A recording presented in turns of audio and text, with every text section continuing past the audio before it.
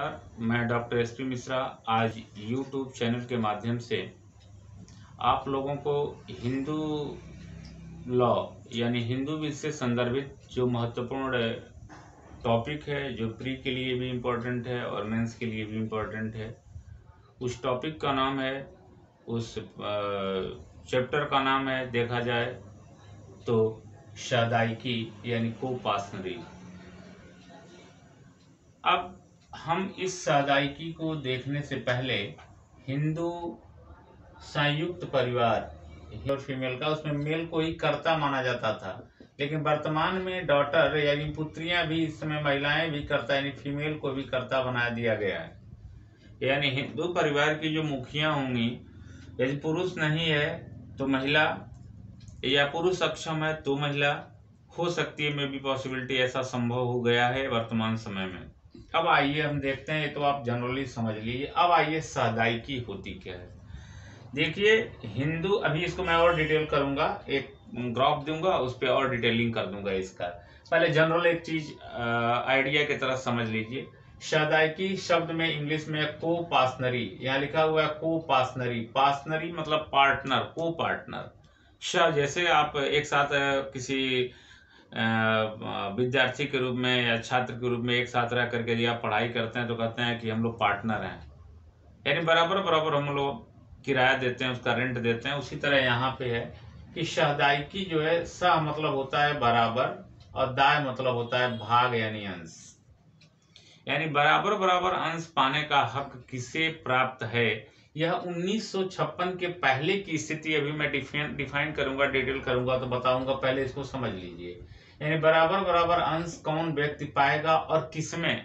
2005 के पहले की जो स्थिति थी, 2005 अमेंडमेंट हिंदू सक्सेशन एक्ट, तो उसमें केवल लड़कों को ही हिस्सा या भाग या शेयर मिलता था उत्तराधिकार के रूप में, वही आते थे। लड़कियों को कोई अधिकार नहीं था, कोई उनको राइट्स नहीं था। तो आइए हम देखते हैं सादाइकी की जो अवधारणा कहाँ से आई। तो आपको मैं बता दूं कि दो स्कूल थे हिंदू लॉ के, आज भी प्रचलित हैं, लोग जानते भी हैं, मिताक्षरा और दायभाग। मिताक्षरा शाखा में उत्तरजीविता उत्तराधिकार के जो दो प्रिंसिपल्स थे, दो सिद्धांत थे, उनके अनुसार जो है संपत्ति हेयर्स में आती थी, उत्तराधिकारियों में या उनके निचली पीढ़ी में आती थी ये। लेकिन जो दायभाग था उसमें केवल उत्तराधिकार का ही प्रिंसिपल्स लागू होता था कि जो उत्तराधिकारी था वही वो प्रॉपर्टी को पाता था, उत्तरजीविता का यहाँ कोई कॉन्सेप्ट नहीं था। तो ध्यान दीजिएगा, मिताक्षरा में उत्तराधिकार और उत्तरजीविता, सर्वाइवल, सिर्फ दोनों प्रिंसिपल्स काम करते थे और दायभाग में केवल उत्तराधिकार का। आगे देखिए, अगला मैं पॉइंट है कि क्या पत्नियां सादाइकी का भाग होती हैं। जो भी व्यक्ति, जो भी मेल पर्सन होता है, क्या उनकी पत्नियां भी सादाइक होती हैं? उत्तर इसका होगा नो। सादाइकी का या शामिल नहीं होती हैं, सादाइकी का ये पार्ट नहीं मानी जाती हैं। लेकिन यदि प्रॉपर्टी सक्सेशंस के रूप में, प्रॉपर्टी उत्तराधिकार के रूप में आती है, तो यदि कोई व्यक्ति मरता है तो उसकी पत्नी को भी एक भाग प्रॉपर्टी का मिल जाता है, लेकिन वो सादाइकी के रूप में नहीं। क्योंकि मैं सादाइकी जब पढ़ाऊंगा तो पत्नियों का यहाँ क्वेश्चन हट जाएगा, महिलाएं उसमें आएंगी, लेकिन वे महिलाएं जो डॉटर होंगी, जो पुत्रियां होंगी, वो सादाइक मानी जाएंगी। सादाइक में और शेयरर, जो अंश पाने वाले व्यक्ति, उन दोनों में बड़ा अंतर होता है। आगे आइए कि कौन सी संपत्ति सादाइक के रूप में आती है। ध्यान दीजिएगा, किस संपत्ति में सादाइकी उत्पन्न होती है या किसमें सादाइकी का प्रश्न उत्पन्न होता है। ध्यान दीजिए, व्यक्ति के पास दो तरीके की संपत्ति होती है, एक सेल्फ अर्न प्रॉपर्टी होती है, स्व अर्जित प्रॉपर्टी होती है, और एक होती है पुश्तैनी, जो पीढ़ी दर पीढ़ी में चलती चली आ रही है। उसमें क्या स्थिति होगी। तो जो हमारा यह सादाइकी है ना, ये सेल्फ प्रॉपर्टी में नहीं है, यह बल्कि उत्तराधिकार यानी पुश्तैनी प्रॉपर्टी में ही है, कि जो हमारी पीढ़ी दर पीढ़ी की चलती आ रही प्रॉपर्टी है, उसमें सादाइकी की स्थिति क्या होगी। क्या लड़कियां उसमें सादाइक मानी जाएंगी या नहीं मानी जाएंगी। अब मैं आपको बता दूं कि सादाइकी का यहाँ हिंदू संयुक्त परिवार सात पीढ़ी को जोड़ लेता है, यानी 7 जनरेशन अपने में ज्वाइंट फैमिली बनाता है, या जितने भी संख्या में आ जाए। लेकिन सादाइकी का जो सृजन होता है 1+3 है, यानी लास्ट जो लिविंग पर्सन है उससे लेकर के 1 2 3 1+4। देखिए यहाँ ध्यान से, 1+4 में लिख रहा हूँ बार बार, 1+3 गलत हो गया, 1+3 यानी 4 पीढ़ी, 1+4 नहीं, 4 पीढ़ी यानी 1+3 यानी 4। यदि ये इनकी डेथ हो जाती है तो ये सादाइकी, ध्यान दीजिएगा, ये डेथ हुई तो यहाँ से सादाइकी फिर होगी, 4 पीढ़ी आगे की तरफ या ऐसे बढ़ेगी। यदि बीच में कोई व्यक्ति मर जाता है तो सादाइकी आगे नहीं बढ़ेगी, यहीं रुकी रहेगी, यहाँ से यहाँ तक ही रहेगी। यदि ये भी जीवित है और यदि इनकी डेथ हो गई है तो भी सादाइकी यहीं तक रहेगी। तो ध्यान दीजिएगा, लास्ट लिविंग पर्सन से लेकर के 3 यानी 1+3 का यह कॉन्सेप्ट डेवलप रहा। अब मैं आपको बताना चाहता हूं या वीडियो से आपको अवगत कराऊंगा, तुरंत ही इसके बाद मैं इसको क्लीन करके अभी बताऊंगा कि वर्तमान सिचुएशन क्या है और 2005 के अमेंडमेंट का क्या प्रभाव पड़ा है, 1956 के हिंदू सक्सेशन एक्ट के आने पर क्या स्थिति रही है, और साथ ही साथ 1956 के पहले क्या कॉन्सेप्ट रहा है। तो आइए आगे देखते हैं इसका जो सादाइकी का पार्ट सेकंड है। इसमें सबसे बड़ा प्रश्न है उत्पन्न हुआ कि सादाइकी में यदि पुत्रों को ही हक दिया जाए तो क्या यह गलत नहीं है? क्या यह लैंगिक असमानता, इनजस्टिस नहीं है? इस लंबे अरसे के बाद 1956 में जो अधिनियम बना, हिंदू सक्सेशन एक्ट 1956, उसके पहले जो 2 एक्ट थे, हिंदू महिला उत्तराधिकार अधिनियम 1929 एंड 1929 एंड हिंदू महिला संपत्ति उत्तराधिकार अधिनियम 1937, जो पहले से था, फिर भी महिलाओं को अधिकार सादाइक के रूप में बराबर नहीं मिलता था। स्थितियां वही थी जहां थी, पुत्र को ही वरीयता दी जाती थी। और जब 1956 का एक्ट बना तो थोड़ा परिवर्तन तो जरूर किया गया, लेकिन बस एक शब्द में परिवर्तन किया गया कि उत्तरजीविता का जो प्रिंसिपल था ना, उसको बैक कर दिया गया, थोड़ा पीछे कर दिया गया। कहा गया कि उत्तराधिकार जन्म से जो व्यक्ति कोई पैदा होता है, जन्म के साथ ही उत्तराधिकार उसका प्रारंभ होगा, और इसी को लागू किया गया। लेकिन यही कहा गया कि पुत्र जो जन्मतः जब वो पैदा होता है तभी से उत्तराधिकारी वो हो जाता है, अपने हेयर से अपनी प्रॉपर्टी को प्राप्त करेगा। यह शेयर किसी अन्य को नहीं, यानी बहनों को कोई शेयर या डॉटर्स को कोई शेयर नहीं मिलेगा। कोई मतलब नहीं था इस एक्ट के आने का, थोड़ा सा अंतर जरूर हुआ था, उत्तरजीविता और सर्वाइवलशिप और जन्मजात उत्तराधिकार का जो प्रश्न था, इसी पे थोड़ा सा अंतर कर दिया गया था, बाकी लगभग वैसे ही रहा।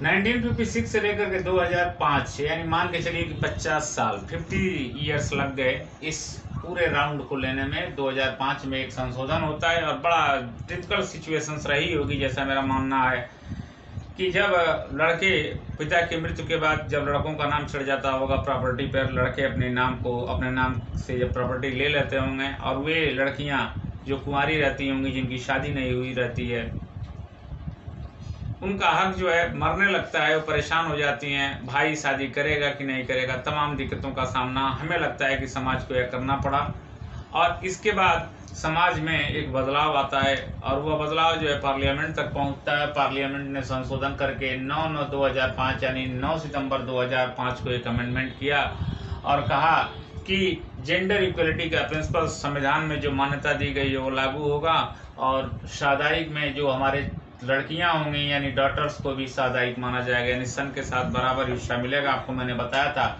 यानी 1/2 का कॉन्सेप्ट क्लियर हो गया कि वो बराबर हक पाएंगी, हकदार होंगी, इसमें किसी तरह का कोई भी भेद नहीं होगा। ऐसी स्थिति में आपको मैं बता दूं कि इस कॉन्सेप्ट के आने के साथ, इस अवधारणा के आने के साथ पुनः एक बार प्रश्न यह खड़ा हुआ कि 2 चीजें इसमें लिख दी गई इस संशोधन में।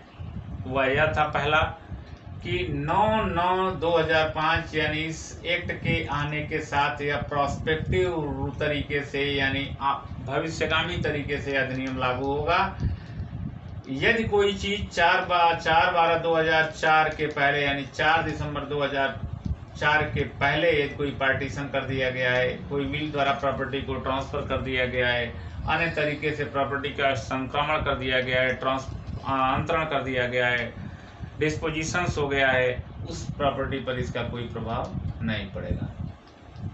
तो मैं मानता हूं कि 9/9/2005 के बाद से ही यह अधिनियम प्रभावी हुआ, यानी उसके साथ प्रभावी हुआ, उसके पहले पे इसका कोई असर नहीं था।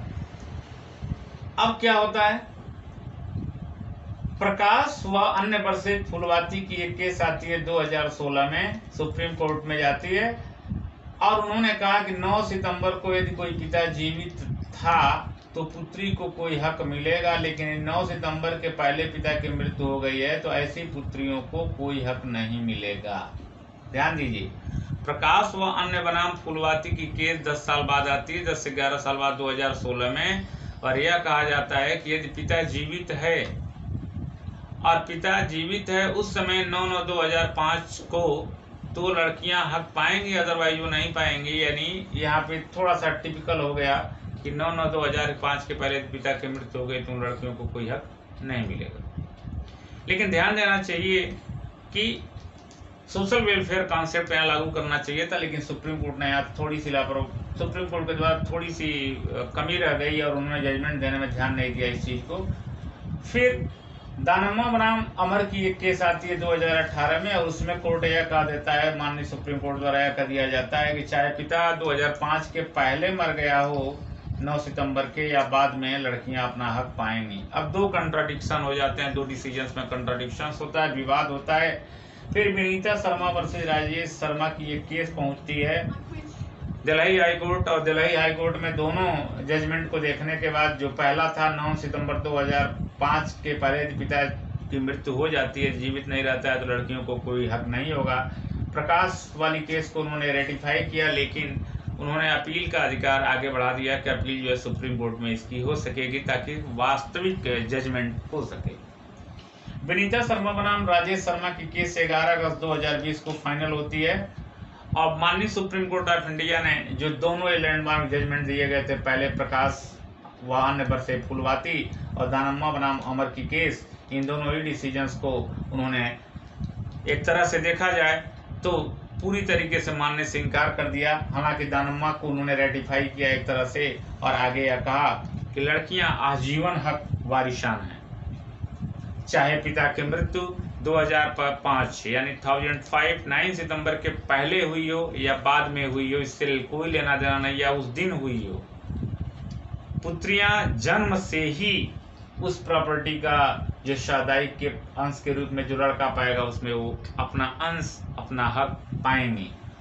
सुप्रीम कोर्ट ने यह कहा कि sons are sons till get married but daughters remains daughters forever. Supreme court ने बहुत बेहतर जजमेंट दिया और कहा कि पुत्र पुत्र रहता है तब तक जब तक उसकी शादी नहीं हो जाती है। Sons are sons till get married, पुत्र पुत्र रहेगा तब तक जब तक वो शादीशुदा नहीं है, लेकिन लड़कियां हमेशा, यानी पुत्रियां हमेशा पुत्री ही रहेंगी, डॉटर्स फॉरएवर, हमेशा के लिए। इसमें शादी और न शादी का कोई प्रश्न उठता ही नहीं। तो मैं आपको बता देना चाहता हूं कि सादाइकी में जो क्वेश्चंस उठेंगे कि सादाइकी की वर्तमान सिचुएशंस क्या है, तो आप इसको ध्यान दीजिएगा। 1956 के पहले 1956 में क्या हुआ, 2005 में संशोधन और वर्तमान में स्थिति क्या है, यानी आज की डेट में इस 2005 के संशोधन का प्रभाव रिट्रोस्पेक्टिव है, यानी भूतलक्षी प्रभाव हो गया है कि यह अधिनियम लड़कियों के मामले में लैंगिक समानता को दर्शित करता है, और इसके आधार पर लड़कियां, चाहे वह 2005 के पहले उनकी पिता की मृत्यु हुई हो, 2005 के वो पहले थी या कब थी, इससे कोई लेना देना नहीं है, उनका हक बराबर होगा। यानी 11 अगस्त 2020 का जो जजमेंट है वह सराहनीय कदम सुप्रीम कोर्ट द्वारा दिया गया है, उठाया गया है। और मुझे अब लगता है कि जेंडर इक्वलिटी के प्रश्न पर, लैंगिक समानता के प्रश्न पर एक बहुत ही खूबसूरत निर्णय माननीय सुप्रीम कोर्ट ने दिया है। तो मुझे आशा और विश्वास है कि आप सादाइकी के को जो समझने में, जो मैंने 2 पार्ट में से डिवाइड करके समझाया, मुझे उम्मीद है कि आप लोग इसको समझ गए होंगे। यदि किसी प्रकार की कोई दिक्कत आपको आती है या प्रॉब्लम आती है तो मेरे YouTube चैनल पे आप जा करके इसे देख सकते हैं, इसे समझ सकते हैं, और आप कोई कमेंट में कोई चीज़ आपको पूछना है तो यदि आप क्लियर करते हैं तो मैं उसे बताने का प्रयास करूंगा।